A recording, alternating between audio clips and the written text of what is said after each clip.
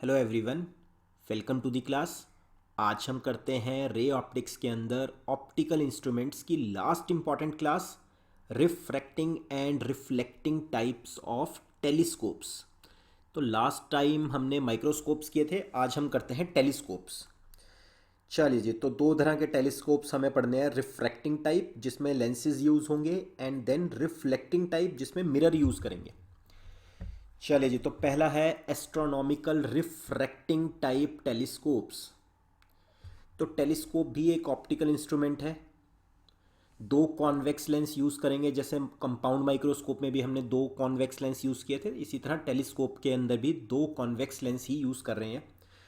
किस काम आता है? टू सी हेवनली बॉडीज़, बहुत दूर स्टार्स, मून, सन वगैरह को देखने के लिए यूज़ होंगे। हेवनली बॉडीज़ को देखने के लिए टेलीस्कोप यूज़ करेंगे। First lens having large aperture and large focal length, बहुत क्वेश्चन बनेंगे इसके ऊपर। तो पहला जो कॉन्वेक्स लेंस है उसकी large aperture, large focal length, known as objective lens. Second lens having small aperture and small focal length is known as eye lens. Magnifying power वही सेम जो माइक्रोस्कोप में पड़ी थी वही यहाँ पे भी है, टेलीस्कोप के अंदर भी है। चलिए जी, तो इसमें अब पहला ही केस बना लेते हैं, when final image is at infinity, जिसे हम नॉर्मल एडजस्टमेंट कहते हैं, या रिलैक्स्ड आई के साथ, है ना। रिलैक्स्ड आई, आई की पोजीशन एकदम रिलैक्स्ड होनी चाहिए, यानी कि final image is at infinity बननी चाहिए। तो अनस्ट्रेन्ड आई या रिलैक्स्ड आई के साथ final image is at infinity वाला केस पहले हम देखते हैं। चलिए जी, तो इसमें क्या होता है? पहला ऑब्जेक्टिव लेंस है ना, large focal length, large aperture का एक फोकल लेंथ, एक अच्छा सा ऑब्जेक्टिव लेंस हमने बनाया। इमेज कहाँ से आएगी? इमेज सॉरी लाइट कहाँ से आएगी? इन्फिनिटी से, बहुत दूर से लाइट आ रही है। तो मैंने ये पहली रे दिखा दी, जो ऑप्टिकल सेंटर से पास करेगी वो तो सीधी निकल जाती है ऑप्टिकल सेंटर से।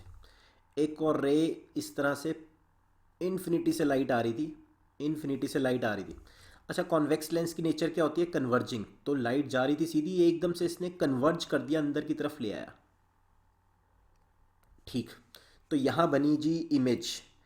तो इन्फिनिटी वाले ऑब्जेक्ट की यहाँ बनी पहली इमेज। तो इमेज को हम क्या बोलते हैं? ए डैश बी डैश। तो ये पहली रे जो थोड़ी बड़ी हो गई थी उसको छोटा कर देते हैं। जो ऑप्टिकल सेंटर से आई थी वो सीधी निकल गई, एंड जो एक और रे आ रही थी वो कन्वर्ज हो गई। ठीक। जब ऑब्जेक्ट इन्फिनिटी पे होता है तो इमेज कहाँ बनती है? फोकस पे। तो ये क्या है? ऑब्जेक्टिव लेंस का main focus, second focus, principal focus भी है। अच्छा, फाइनल इमेज फिर से इन्फिनिटी पे बनानी है, तो अब सेकंड लेंस अब बनाएंगे हम, है ना। सेकंड लेंस अब दिखाएंगे, और इस तरह से दिखाना है कि ये जो इंटरमीडिएट इमेज बनी है ए बी, ये अब सेकंड लेंस के फर्स्ट फोकस पे रखा हुआ है ना। फोकस पे ऑब्जेक्ट रखेंगे तभी तो इमेज इन्फिनिटी पे बनेगी। तो सेकंड लेंस अब ऑब्जेक्ट से तो बड़ा होना चाहिए और ऑब्जेक्टिव लेंस से छोटा होना चाहिए, क्योंकि हमने बोला हुआ है आई लेंस की small aperture and small focal length होती है। तो ये सेकंड लेंस है जी, आई लेंस, है ना। तो सेकंड लेंस है आई पीस या आई लेंस। तो इसका फर्स्ट फोकस भी यही है, तो और यही जो है ये first focus of I lens है। ठीक, तो ये डिस्टेंस है जी फोकल लेंथ ऑफ Fe1, और यही डिस्टेंस है यहाँ से V ऑब्जेक्टिव का इमेज डिस्टेंस, यानी कि F0 focal length of objective lens, same point पे। तो जो लाइट रे अब, अच्छा, जो पहले लेंस ने इमेज बनाई, पहले लेंस ने इमेज बनाई, वो इमेज ऑफ फर्स्ट लेंस या ऑब्जेक्टिव लेंस की जो इमेज थी will act as object for second lens. तो सेकेंड लेंस के लिए ये ऑब्जेक्ट का काम करेगी। अच्छा, फोकस पे रखा हुआ है तो कहाँ इमेज बनेगी? जो light ray parallel I focus से पास करेगी, कौन से फोकस से? Second focus, main focus, principal focus. जो ऑप्टिकल सेंटर से गई वो सीधा निकल गई ऑप्टिकल सेंटर से। तो सच डैट ये लाइट रेज हैं पैरेलल, तो इन्फिनिटी पे उधर जाके या इन्फिनिटी पे ही पीछे की तरफ इमेज फाइनल बनेगी। तो final image is at infinity. चले जी, ठीक। तो तो कायदे से अब कैपिटल एम के बारे में हमें बताना है। पहले लेंथ ऑफ टेलीस्कोप देख लेते हैं, लेंथ ऑफ टेलीस्कोप। तो दो लेंसेज के बीच में जो डिस्टेंस है ना उसको क्या बोलेंगे, लेंथ ऑफ टेलीस्कोप, और वो कितना है, F not plus F E. तो पहले लेंस का फोकल लेंथ मैग्नीट्यूड वाइज सीधा सीधा ऐड कर देते हैं मॉड लगा के, तो ये है जी लेंथ ऑफ टेलीस्कोप। ओके, अब बात करते हैं कैपिटल एम की, मैग्नीफाइंग पावर। तो कायदे से फाइनल इमेज इन्फिनिटी पे है ना, फाइनल इमेज इन्फिनिटी पे है और इनिशियल ऑब्जेक्ट भी इन्फिनिटी पे है। तो कहाँ से बीटा लाएं, कहाँ से अल्फ़ा लाएं, क्योंकि बीटा और अल्फ़ा तो तब होते थे जब फाइनल इमेज और ऑब्जेक्ट जो है डी डिस्टेंस पे होने चाहिए, बट यहाँ तो दोनों ही इन्फिनिटी पे हैं। तो कायदे से बीटा बाय अल्फ़ा कुछ होता तो नहीं है, फिर भी ज़बरदस्ती अगर बात करें, एक इंटरमीडिएट इमेज बनी थी ए बी, बस उसी ए बी को पकड़ लो। ए बी ने जो आई लेंस के ऊपर, आई के ऊपर, ये देखो यहाँ पे आई बना देते हैं, तो ए बी ने आई के ऊपर जो एंगल बनाया बीटा, इसी को बीटा कह देते हैं। एंड जो इनिशियल लाइट रही थी, इनिशियल ऑब्जेक्ट जो इन्फिनिटी से आ रही थी लाइट, उसने जो ये एंगल बनाया ये अल्फ़ा है, तो वर्टिकल ऑपोजिट से ये एंगल भी अल्फ़ा हो गया। ठीक, तो बस ये बीटा और अल्फ़ा हम डिफाइन करते हैं। तो मैग्नीफाइंग पावर क्या होगी जी, beta by alpha. For small angles beta can be written as tan beta and alpha can be written as tan alpha. Tan beta बताइए जी ट्राइंगल में से, tan beta is A B upon O A, है ना, O dash A B upon O dash A. O dash A is minus F E whole divided by tan alpha. Alpha वाले triangle में से बताइए जी अब tan alpha is A B again divided by O A. O A is F naught, है ना, objective का focal length. A B से A B cut, तो माइनस एफ नॉट गया टॉप पे, F not by F E. तो यानी कि मैग्नीफाइंग पावर आ चुकी है जी minus F not by F E. Minus sign क्या बता रहा है कि इमेज जो भी बनी उल्टी बन रही है ना। इनिशियल ऑब्जेक्ट अगर ऊपर था तो इमेज जो ए बी बनी वो ओपोजिट साइड पे बनी, इन्वर्टेड इमेज बनी, तो इसीलिए माइनस आ गया। तो minus F not by F E. Very important, C T M commit to memory. ये आंसर कब आया, जब फाइनल इमेज कहाँ बनी, इन्फिनिटी पे बनी। बहुत important, super duper graded. Length of telescope मैंने आपको बता दिया, एफ नॉट प्लस एफ ई। रे डायग्राम की गेम है, रे डायग्राम बहुत सुंदर बनना चाहिए, ये भी बहुत बढ़िया बना हुआ है। चलिए जी next, case 2। When final image is at least distance of distinct vision. Final image बनेगी least distance of distinct vision पे हम बना देंगे। चलिए जी देखते हैं। तो सबसे पहले ऑब्जेक्टिव लेंस, एक बड़ा सा ऑब्जेक्टिव लेंस हमने बना लिया। ठीक, तो इनिशियली लाइट कहाँ से आएगी, इन्फिनिटी से, ये आ गई एक रे तो सीधी, एंड एक और इन्फिनिटी से पैरेलल लाइट आई ऑब्जेक्ट की। कन्वर्जिंग लेंस है तो ये कन्वर्ज कर गया। ठीक है जी, तो ये बनी intermediate image A dash B dash. ये ऑब्जेक्ट का काम करेगी।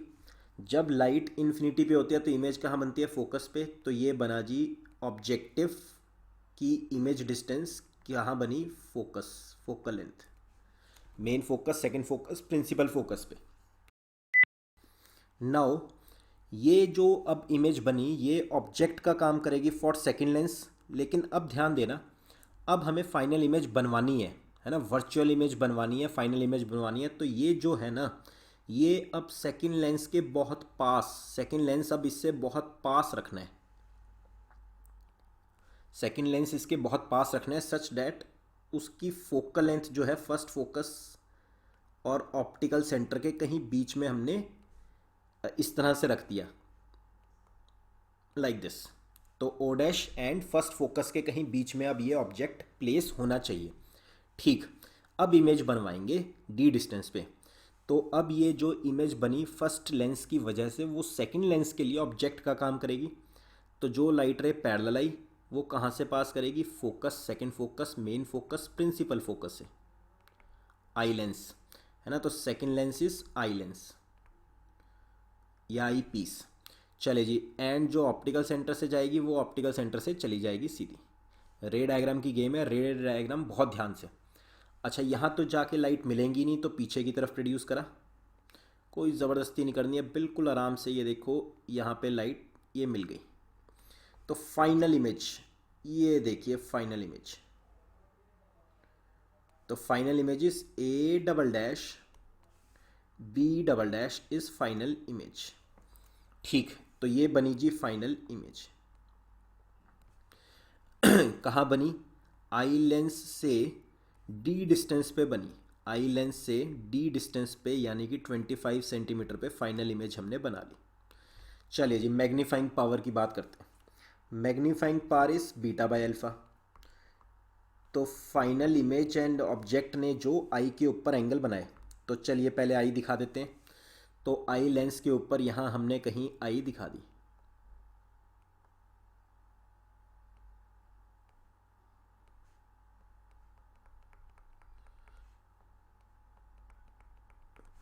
तो जो फाइनल इमेज बनी A double dash B double dash ने आई लेंस के ऊपर जो एंगल बनाया, लेट से बीटा, डिफाइन करेंगे बड़े ट्रायंगल में से, लेकिन लेंगे इस बार फिर से छोटे ट्रायंगल में से।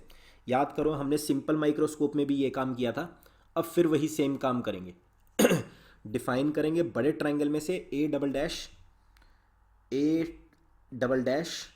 B double dash and optical centre O dash में डिफाइन करा बीटा, बट लेंगे छोटे ट्रायंगल में से। तो beta for small angles, beta can be written as tan beta and alpha can be written as approximately tan alpha. Alpha है कहाँ देखो ध्यान से, वही अभी नॉर्मल एडजस्टमेंट वाले केस में जो अल्फा बनाया था वही हमने बनाया। तो वर्टिकल ओपोजिट ट्राइंगल में से, वर्टिकल ओपोजिट एंगल से भी alpha is equal to alpha. चले जी ठीक, तो tan बीटा करिए, मेरी हेल्प करिए। tan बीटा बड़े ट्राइंगल में से डिफाइन करके लेंगे अब छोटे ट्राइंगल में से। तो छोटे ट्राइंगल मतलब कि A dash triangle B dash and O dash triangle A dash B dash O dash में से tan बीटा बताइए कितना आएगा। तो A dash B dash upon O dash A dash, यानी कि ये डिस्टेंस कितना हो गया, यू ई लेफ्ट साइड पे इसलिए minus U E whole divided by tan alpha. tan alpha alpha वाले ट्राइंगल में से बताइए, है ना। tan अल्फा हम लेंगे कौन से ट्राइंगल में से, O A dash B dash. चलिए tan alpha is A dash B dash, ताकि ये से ये कट हो जाए, whole divided by O A dash is F nought, O A dash is F nought. तो ये कितना आ गया dear students, minus F not by U E, minus F not by U E magnifying power. इसको थोड़ा और solve कर सकते हैं। तो फॉर सेकेंड लेंस चलिए जी ध्यान से देखना, 1 by V E minus 1 by U E is equal to 1 by F E. सारी वैल्यूज़ अभी पुट कर देते हैं सेकेंड टाइम साइन कन्वेंशन वाली। वी ई की value minus D, U E की value minus U E and F E की value is plus F E. चलिए जी 1 बाय यू ई कितना आ गया dear students, 1 by F E plus 1 bye D. मैंने यहाँ से क्या किया, 1 बाय एफ ई कॉमन ले लिया, 1 बाई यू ई की value 1 by F E common लिया, तो अंदर क्या रह गया, 1 प्लस, बहुत ध्यान से देखना, एफ ई बाई डी, है ना। दोबारा ब्रैकेट ओपन करके देख लो, वही आंसर आ रहा है ऊपर वाला। तो एफ ई कॉमन ले लिया तो अंदर क्या बच गया, 1 plus F E by D. ठीक, चले जी, तो क्या आंसर आया, 1 by U E is equal to 1 by F E लिया कॉमन, तो अंदर आया 1 plus F E divided by D. अच्छा, पूरी इक्वेशन को, क्योंकि मैग्नीफाइंग पावर क्या थी, ये देखो इक्वेशन नंबर 1 में से देखो मैग्नीफाइंग पावर क्या थी, minus F not by U E. 1 by U E की वैल्यू तो आ गई, मैंने पूरी इक्वेशन को माइनस एफ नॉट से मल्टीप्लाई कर दिया, माइनस एफ नॉट से मल्टीप्लाई कर लिया, तो क्या आएगा, ठीक है जी, माइनस एफ नॉट से मल्टीप्लाई कर लिया तो ये आ गया। यही तो है मैग्नीफाइंग पावर। तो कैपिटल एम माइनस है ना, capital M is minus F not by U E is equal to minus F not by F E 1 + Fe/d। ये आया जी फाइनल आंसर। दो तरह के माइक्रोस्कोप के आंसर आए थे, दो तरह के टेलीस्कोप के आंसर आए। CTM वेरी वेरी इंपॉर्टेंट, चारों आंसर एक से एक इंपॉर्टेंट थे। ठीक, फाइनल आंसर इसमें भी नेगेटिव आया। नेगेटिव आने का क्या मतलब हुआ, कैपिटल एम नेगेटिव आया, मतलब कि इन्वर्टेड इमेज बननी चाहिए, बन भी रही है। जो डी डिस्टेंस पे फाइनल इमेज बनी वो कैसी बन रही है, इन्वर्टेड। ठीक, तो ये चारों रिजल्ट बहुत इंपॉर्टेंट है। रे डायग्राम बहुत इंपॉर्टेंट है। 90% बच्चे जो है एक बारी के बाद बना नहीं पाते, तो बार बार प्रैक्टिस चाहिए आपको, तभी आप बना पाओगे। तो कॉपी पे बार बार प्रैक्टिस करनी है आपको, तब आप ज़रूर बना पाओगे। चलिए जी ठीक, ये भी बहुत इंपॉर्टेंट था। इसमें भी लेंथ ऑफ टेलीस्कोप आता है। एक लेंथ ऑफ टेलीस्कोप इस दोनों लेंसेज के बीच में डिस्टेंस, तो एफ नॉट प्लस यू ई, है ना, एफ नॉट प्लस यू ई क्या आ गया, लेंथ ऑफ टेलीस्कोप। चलिए जी आगे बढ़ते हैं। तो ख्याल रखना, पहला लेंस बड़ा दिखना चाहिए। सेकंड जो लेंस है आई लेंस, वो पहले लेंस के मुकाबले छोटी एपर्चर का है, तो छोटा दिखना चाहिए। एट द सेम टाइम जो सेकंड लेंस बना है वो A-B' से तो बड़ा दिखना चाहिए, और फर्स्ट लेंस से छोटा दिखना चाहिए, जो कि हमारा बहुत अच्छे से दिख रहा है। ठीक, आगे बढ़ते हैं। रे डायग्राम बच्चों के बहुत बारी गलत होते हैं। 90% बच्चे रे डायग्राम गलत बना के आते हैं, तो बहुत प्रैक्टिस चाहिए, अच्छे से प्रैक्टिस करना। चलिए जी, तो रिफ्रैक्टिंग टाइप टेलीस्कोप हमारा ख़त्म हुआ। नेक्स्ट है रिफ्लेक्टिंग, है ना, मिरर यूज़ होंगे अब इसमें। रिफ्लेक्टिंग टाइप टेलीस्कोप कैसे ग्रेन हमारे सिलेबस में है, सिर्फ रे डायग्राम है, बहुत ध्यान से देखना, कोई खास बड़ी बात नहीं है। तो इसमें मिरर यूज़ होगा, है ना, रिफ्लेक्टिंग में मतलब मिरर यूज़ होगा। तो एक ऑब्जेक्टिव मिरर है। सबसे पहले इन्फिनिटी से जो लाइट रेज आ रही है वो ऑब्जेक्टिव मिरर, जो कि कैसा है, कॉनकेव मिरर है। कॉनकेव मिरर जो कि कन्वर्जिंग मिरर होता था, तो कॉनकेव मिरर है, ऊपर नीचे बीच में एक होल दिया हुआ है, होल, है ना, तो यहाँ पे एक होल भी है, ये देखो ये होल है। तो कॉनकेव मिरर ने लाइट को कन्वर्ज कराया सेकेंडरी मिरर के ऊपर। सेकेंडरी मिरर जो होता है वो कॉन्वेक्स मिरर होता है बेसिकली, जो लाइट को डाइवर्ज कराएगा। ठीक, तो सेकेंडरी मिरर के ऊपर लाइट कन्वर्ज कराई प्राइमरी मिरर ने, फिर सेकेंडरी मिरर ने डाइवर्ज करा दी, और कॉनकेव मिरर के बीच में जो होल था, तो लाइट रे होल से पास करते हुए आई पीस पे फाइनली पहुंच गई, जो कि एक लेंस था, कॉन्वेक्स लेंस। तो अभी आपने देखा लेंस और मिरर को यूज़ करके हमने ये टेलीस्कोप बनाया। चलिए जी, तो रे डायग्राम ही है इसमें। रे डायग्राम बहुत इंपॉर्टेंट है। कॉन्वेक्स मिरर भी यूज़ हुआ, कॉनकेव मिरर भी यूज़ हुआ। एडवांटेजेस कहते हैं, ये जो दो टाइप के टेलीस्कोप आपने पढ़े, ज़्यादा फ़ायदे किसके हैं, एडवांटेजेस किसके हैं। ये जो सेकंड वाला था ना, पेपर में ज़्यादा पहले वाला आता है रिफ्रैक्टिंग टाइप टेलीस्कोप, लेकिन ज़्यादा एडवांटेजेस इसके हैं बाद वाले के, रिफ्लेक्टिंग टाइप टेलीस्कोप। कहते क्या क्या एडवांटेजेस हैं। और रिफ्लेक्टिंग टेलीस्कोप इस, बस आपको ध्यान रखने हैं, पहले 3 पॉइंट एनसीईआरटी में भी गिवन है, तो हो सके तो पहले 3 पॉइंट ही याद रखने हैं, बट मैंने आपको और 2 पॉइंट्स ऐड कर दिए। तो reflecting type telescope is free from chromatic aberration. ठीक, parabolic mirror is used to minimise the spherical aberration. तो ये 2 पॉइंट्स तो बहुत इंपॉर्टेंट है, chromatic aberration and spherical aberration से फ्री होता है रिफ्लेक्टिंग टाइप टेलीस्कोप में, ये होते ही नहीं है दोनों। चलिए जी ठीक, light mechanical support is required. Reflecting वाले में लाइट मैकेनिकल सपोर्ट चाहिए, क्यों, क्योंकि मिरर यूज़ हो रहे हैं और मिरर काफ़ी हल्के हैं। तो because mirror weights much less than a lens of equivalent optical quality. तो सेम ऑप्टिकल क्वालिटी मिरर से भी अचीव हो सकती है, और वो हल्के होते हैं। ठीक, तो mirror requires grinding and polishing on one side only, है ना, तो लेंस में तो दोनों साइड पॉलिश कर ग्राइंडिंग करनी पड़ती है, मिरर में खाली एक ही साइड की ज़रूरत है। सो इट इज़ ईजियर, बनाना आसान है, एंड इकोनॉमिकल भी ज़्यादा पड़ता है। तो ये ज़्यादा इकोनॉमिकल है, मतलब कॉस्ट कटिंग हो जाती है, कॉस्ट इसकी कम होती है रिफ्लेक्टिंग टाइप टेलीस्कोप की। चलिए जी आगे बढ़ते हैं। एक छोटा सा न्यूमेरिकल लेते हैं, एनसीईआरटी न्यूमेरिकल बहुत इंपॉर्टेंट, पहले आप ट्राई कीजिए फिर मैं कराता हूँ।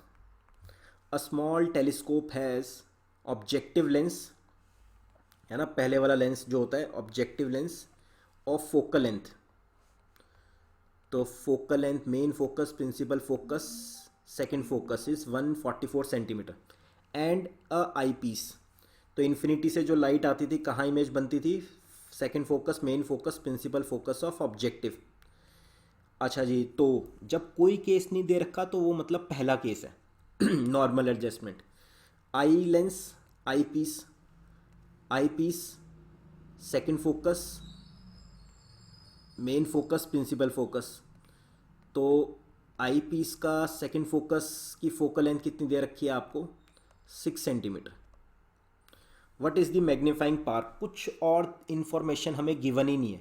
इसका मतलब अब तो ये कंफर्म हो गया, ये नॉर्मल एडजस्टमेंट वाला ही केस है, केस 1 है। तो what is the magnifying power? Magnifying power में सीधा सीधा क्या यूज़ होता था? F not by F E, है ना, F not by F E. F nought is 144 centimetre, F E is 6 centimetre. Minus sign तो जस्ट ये बताता था इन्वर्टेड इमेज। तो 6 2 ज़ा 12, 6 4 ज़ा 24। तो मैग्नीफाइंग पावर कितनी आ गई डियर स्टूडेंट्स?